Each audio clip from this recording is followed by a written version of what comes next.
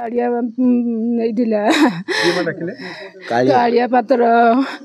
ता सागर सब बड़े काम करते जाती काली भी जाइला तारी सागर फोन करथिला खाइला बेले सकाळ 9टा बेले देखि से आनिक गाड़ी रखिला तापर गला से काम करते जाऊँ बोलिकी कहीकि गला मो नलो बापा तापर आउ कौन गला बोली आउ कौन आम जानी पुओ आज जानू काली राति 12टा पर्यंत से पिला पाक फोन करथिनु सी कहला कड़े आमको छाड़ी देकी गला मु अच्छी बोलिकी कहला कहली आम आसी ना घर को गाई पुअर मारी धन कुबर नहीं डाकी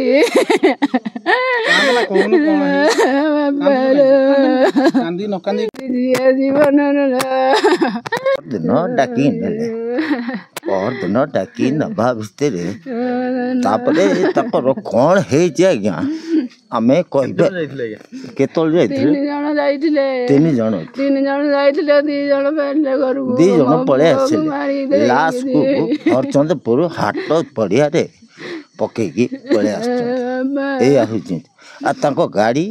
सीज की हरचंदपुर थाना रे अछि घसीपुरा ब्लॉक तालो गाँ रु 3 जण युवक पहर दिन जाइथिले हरिचंदनपुर अंचल किंतु खबर मिलला ता भितर जड़े मरी जाइए कौन खबर जानी होनी